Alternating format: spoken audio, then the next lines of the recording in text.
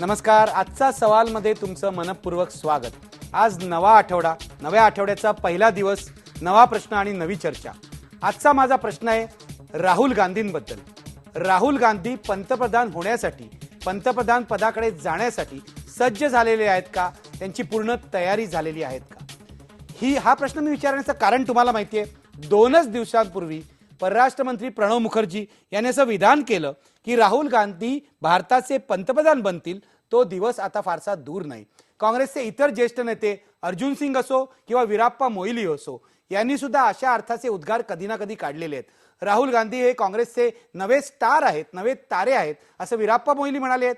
काही महिन्यांपूर्वी अर्जुन सिंग यांनी सुद्धा राहुल गांधी पंतप्रधान बनण्याला पाठिंबा दिला होता. आणि सगळ्यात महत्त्वाची गोष्ट म्हणजे प्रणव मुखर्जी, अर्जुन सिंग यांच्या बोलण्याने काही होत नाही, पण स्वतः राहुल गांधी सुद्धा काँग्रेसच्या कारभारामध्ये अधिकाधिक असा रस घेऊ लागलेले आहेत. ओमर अब्दुल्लांची मुख्यमंत्रीपदी निवड झाली, ती सुद्धा राहुल गांधी यांचा सल्ला घेऊनच करण्यात आली अशा बातम्या प्रसिद्ध झाल्या आहेत. त्याआधी महाराष्ट्राच्या मुख्यमंत्र्यांच्या निवडीत सुद्धा राहुल गांधींनी आपली भूमिका बजावली. त्याआधी जेव्हा 5 राज्यातल्या विधानसभांच्या निवडणुका झाल्या तेव्हा सुद्धा प्रचारामध्ये राहुल गांधींनी मोठी भूमिका बजावली होती आणि राहुल गांधींमुळे हा विजय मिळालाय असं काही काँग्रेस नेते म्हणाले होते. त्यामुळे आता लोकसभा निवडणूक 2-3 महिन्यांवर झालेली असताना राहुल गांधी निवडणूक प्रचारात मोठी भूमिका बजावतील आणि त्यानंतर कदाचित पंतप्रधान होतील असे संकेत दिल्लीतून मिळायला लागलेत. हे संकेत खरे आहेत का? राहुल गांधी परिपक्व राजकारणी, परिपक्व पंतप्रधान झालेले आहेत का? राजीव गांधींप्रमाणे त्यांचं ट्रेनिंग झालेलं आहे का? का ट्रेनिंग शिवायच ते पंतप्रधान होणार आहेत? वगैरे मुद्द्यांची आपण चर्चा करणार आहोत. आपल्याकडे आपल्या स्टुडिओमध्ये आहेत काँग्रेसचे प्रवक्ते अनंत गाडगीळ. गाडगीळ, तुमचं स्वागत. माझ्या सोबत दिल्लीहून आहेत सुरेश बटेवरा, ज्येष्ठ पत्रकार आहेत, महाराष्ट्र टाइम्सचं प्रतिनिधित्व करतात दिल्लीमध्ये आणि दिल्लीतल्या राजकीय घडामोडी गेली काही वर्ष ते जवळून बघतायत.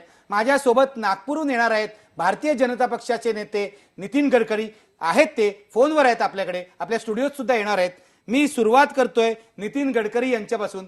गडकरी, मला सांगा, राहुल गांधींचा एकूणच त्यांचं जे काही भूमिका आहे काँग्रेस पक्षातली ती वाढत चाललेली आहे आणि प्रणव मुखर्जी असं म्हणाले की राहुल गांधी पंतप्रधान बनतील, तो दिवस फारसा दूर नाही. तुमची प्रतिक्रिया काय आहे? असं आहे, राहुल गांधींना देशात एक नागरिक म्हणून प्रधानमंत्री बनण्याचा पूर्ण लोकशाहीमध्ये अधिकार आहे. परंतु या देशाचा प्रधानमंत्री कसा असावा, त्याच्यामध्ये कृषी क्षेत्रापासून तर उद्योग क्षेत्रापर्यंत त्याची एकंदर अभ्यास असावा, प्रशासकीय त्याची क्षमता असावी, विदेश नीतीचा त्याला व्यासंग असावा, अशा अनेक अपेक्षा आहेत. जसं मनमोहन सिंग रिझर्व्ह बँकेचे गव्हर्नर राहून चुकलेत, त्यांनी अर्थशास्त्री म्हणून नाव मिळवलेलं आहे. राजीव गांधींचं एकच पात्रता आहे की ते स्वर्गीय राजीव गांधींचे सुपुत्र आहेत. बाकी त्यांच्या ज्या क्षमता आहेत त्या सिद्ध झालेल्या नाहीत. आणि काँग्रेस पार्टीमध्ये फार जुनी परंपरा आहे. ज्यावेळी देवाकांत बरुआ काँग्रेसचे अध्यक्ष होते तेव्हा त्यांनी उद्गार काढले होते की इंडिया इज इंडिया. त्याच्यामुळे मला असं वाटतं की थोडंसं काँग्रेस पक्ष हा व्यक्तिनिष्ठित राजकारणाचं काम करतो आणि काही लोकांना असं वाटतं की आपण जेवढं जास्त चाटुगिरी करू तेवढा आपला चांगला लिहिला दिल्याने आपल्याला वरती चांगली पोस्ट मिळेल आणि म्हणून राजीव गांधींच्या नेतृत्वाबद्दल त्यांना पुढे आणण्याचं स्टेटमेंट देण्यामध्ये स्पर्धा सुरू आहे. ती त्यांच्यावर निष्ठा दाखवून त्यात आपलं राजकारण साध्य करण्याचा प्रयत्न आहे. परंतु शेवटी जनतेला हे विचार केला पाहिजे की आपल्या देशाचा प्रधानमंत्री कसा असावा, त्याची क्षमता काय असावी, त्याच्याजवळ निर्णय करण्याची क्षमता आहे की नाही, असे अनेक गंभीर मुद्दे आहेत आणि त्याच्यावर आपल्याला जनतेने त्याचा फैसला केला पाहिजे. पण काँग्रेसमध्ये जे काही साधारणतः तुष्टीकरणाचं राजकारण आहे की त्यामुळे स्वाभाविकपणे राजीव गांधींचे सुपुत्र असल्यामुळे आणि इंदिरा गांधींचे नातू या दोनच पात्रतेच्या भरोशावर आणि सोनिया गांधींचे तर सुपुत्र, त्याच्यामुळे त्यांचा प्रधानमंत्री पदाचा विचार केला जातोय. दुसरा कुठलाही त्यामागे पात्रता आहे असं मला तरी काही वाटत नाही. पात्रता आहे असं तुम्हाला वाटत नाही? मी येतो तुमच्याकडे. अनंत गाडगीळ, तुम्ही उत्तर द्यायला हवं. चाटुगिरी, तुष्टीकरण, केवळ राजीव गांधींचा मुलगा म्हणून त्यांना ही संधी मिळते, कोणतीही पात्रता नाही असं नितीन गडकरी म्हणतायत. तुमचं उत्तर काय? असं आहे, त्या घराण्याला एक परंपरा आहे. इतिहासाची जर उदाहरणं द्यायची झाली तर कैलासवासी इंदिरा गांधी ह्या पंडित नेहरूंच्या बरोबर सातत्यानं फिरत असत, देशाचा दौरा करत असत आणि त्यातून जो अनुभव घेतला त्यांनी एक देशातच नव्हे तर जगामधले एक नेतृत्व असं इंदिराजींनी त्यानंतर सिद्ध करून दाखवलं.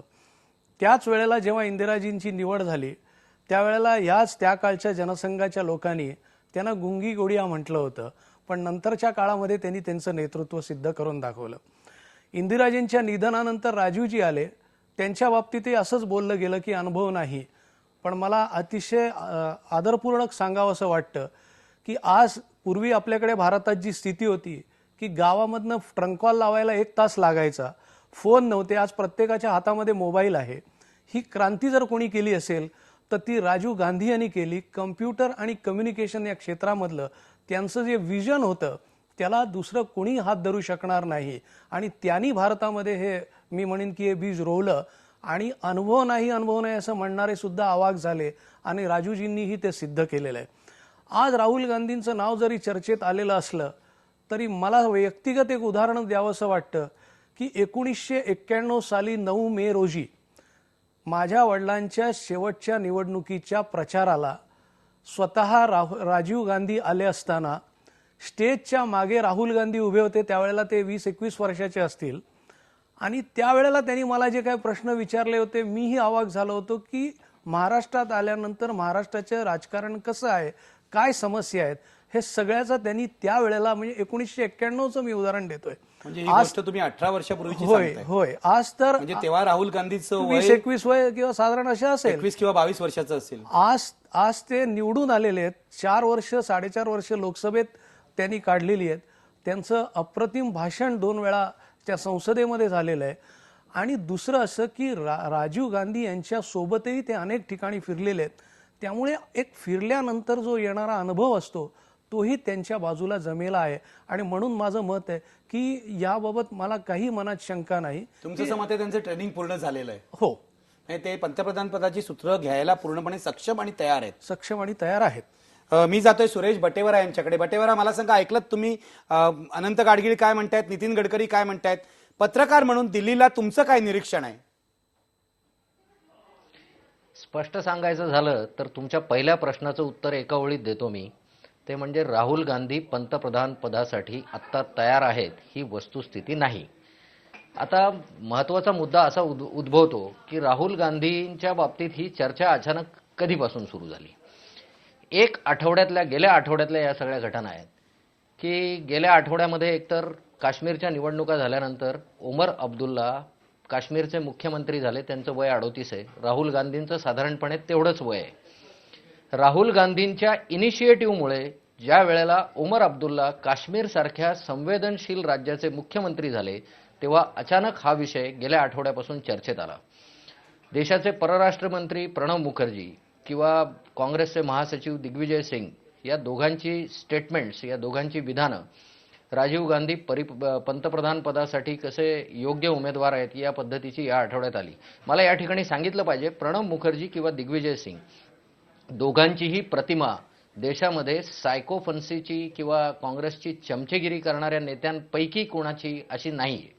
तेव्हा या दोघांनी जेव्हा हे सांगितलं तेव्हा अचानक या विषयाला ग्रॅव्हिटी निर्माण झाली. पण याचं जेव्हा आपण पत्रकार या नात्याने अनालिसिस करतो तेव्हा माझ्या असं लक्षात आलं की जी आगामी लोकसभा निवडणूक आहे त्याच्यामध्ये संपूर्ण देशामध्ये 10 कोटी तरुण मतदार पहिल्यांदा मतदान करणार आहेत. 10 कोटी. आणि त्या 10 कोटी लोकांच्या मतदार संघाला म्हणजे त्या वोटिंग क्लासला ॲड्रेस करणारा आज राहुल गांधी जसा काँग्रेसमध्ये एक नेता आहे तसा इतर पक्षांमध्ये कोणी नेता नाही. महत्वाचा मुद्दा मांडलाय सुरेश बटेवरा. मी येतो तुमच्याकडे. मी पुन्हा जातोय नितीन गडकरी यांच्याकडे. नितीनजी, ऐकलत तुम्ही सुरेश बटेवरा काय म्हणाले तुम्ही ऐकलत? मला सांगा, तुमच्याकडे तरुण नेता नाही, जसा राहुल गांधीच्या रूपाने तरुण नेता काँग्रेसला मिळालाय, हे तुम्हाला मान्य आहे का की तुम्हाला तुमचा तरुण नेत्याचा शोध अजून पूर्ण झालेला नाहीये? बघा, पहिली गोष्ट अशी आहे की मनमोहन सिंगजी थकलेले आहेत का? त्यांची क्षमता आणि पात्रता आता प्रधानमंत्री बनण्याची राहिलेली नाही आहे का? प्रणव मुखर्जी हे प्रधानमंत्री पदाचे उमेदवार होऊ शकत नाही का? काँग्रेसमध्ये कितीतरी अनुभव घेतलेली जी मोठी मोठी मंडळी आहेत त्यांची लायकी नाही का प्रधानमंत्री होण्याची? आणि या सगळ्यांपेक्षा राहुल गांधींचं कर्तृत्व मोठं आहे असं गाडगे यांना म्हणायचं, कारण गाडगे त्या पक्षामध्ये आहेत. खरा प्रश्न असा आहे बघा, प्रश्न तरुण नेता किंवा ज्येष्ठ नेता हा प्रश्न महत्त्वाचा नाही आहे. प्रश्न आहे या देशाला एक अनुभवी कर्तृत्वान जो शेतकऱ्यांपासून शेतमजुरांपर्यंत, उद्योगापासून तर न्यूक्लिअर पॉवरपर्यंत आणि परराष्ट्र नीतीपासून तर गरीब माणसाच्या लहान सहान प्रश्नापर्यंत प्रश्न समजू शकणारा आणि ज्याला हे प्रश्न सोडण्याची क्षमता असणारा असा अनुभवी नेता देशाची गरज आहे. केवळ तरुण माणूसच असेल तो जर कर्तृत्व आणि त्याला द्यायला हरकत नाही. मी तुम्हाला अगदी मोकळेपणाने विचारतो, मला राहुल गांधींच्या बद्दल काही टीका करायची नाहीये. अगदी गाडगिळ्यांनी जेवढं भाषण केलं त्या भाषणामध्येही आज राहुल गांधींच्या परीक्षा कर्तृत्वाची कसोटी कुठे लागली आहे? कोणत्या ठिकाणी ते ज्या राज्यात गेले त्या राज्यात ते काँग्रेस पडली ना अनेक ठिकाणी. त्यांच्यामुळे जर उत्तर प्रदेशमध्ये ते एवढे फिरले, पण काँग्रेसला काय परिस्थिती निर्माण झाली? आणि म्हणून राहुल गांधींमुळे काँग्रेस आहे असं नाही. काँग्रेसची एक परंपरा आहे महात्मा गांधींपासून जवाहरलाल नेहरूंपर्यंत. पण तुम्ही एक गोष्ट लक्षात घ्या की ज्यावेळी काँग्रेसचं विभाजन झालं आणि इंदिराजी काँग्रेसच्या नेत्या झाल्या, ती गोष्ट खरी आहे की इंदिराजींनी आपलं कर्तृत्व सिद्ध केलं आणि त्यांना संधी पण मिळाली आणि त्यांनी कर्तृत्वही सिद्ध केलं. पण त्यानंतर काँग्रेसमध्ये लोकशाही संपली. आज पुणे जिल्ह्याचा अध्यक्ष किंवा महाराष्ट्राचा अध्यक्ष करायचा निवड होत नाही, त्याची नियुक्ती होते आणि मुख्यमंत्र्याची पण नियुक्ती व्हायला लागली आणि सगळे नावं जे आहेत ते नियुक्तीने व्हायला लागले. लोकशाही संपुष्टात आलेली आहे. आणि अशा परिस्थितीमध्ये केवळ घराणेशाही म्हणून आणि केवळ राजीव गांधी आणि सोनिया गांधींचे सुपुत्र आणि इंदिरा गांधींचे नातू आणि गांधी घराण्याची परंपरा एवढ्याच आधारावर देशाच्या प्रधानमंत्र्याची निवड करणं हे देशाच्या हिताकरता, भवितव्याकरता, भविष्याकरता सुज्ञपणाचं ठरेल का? हाच खरा प्रश्न आहे. या प्रश्नाचं उत्तर अनंत गाडगीळ देतील आता. पण मला आता घ्यायचा एक ब्रेक नंतर अनंत गाडगिळांना मी विचारणार आहे की घराणेशाहीच्या जोरावरच राहुल गांधीची निवड होते की त्यांची क्षमता आहे, त्यांची प्रगल्भता आहे त्यामुळे निवड होते? पण आधी आपण आपला प्रश्न बघूया. राहुल गांधी पंतप्रधान पदासाठी तयार झाले आहेत का? पडद्यावर बघा आपले लोक काय म्हणतात, प्रेक्षक काय म्हणतायत. बघू शकता 53% प्रेक्षक अजूनही नाही म्हणतायत. 47% प्रेक्षक जे आहेत ते होय म्हणतायत. कदाचित हे प्रमाण बदलू शकतं. तुम्ही आपले SMS पाठवू शकता. शेवटपर्यंत आपण SMS घेत राहू आणि शेवटी कार्यक्रमाच्या अंतिम निकाल जाहीर करू. आता घेऊया एक ब्रेक. पहा फक्त IBN लोकमत.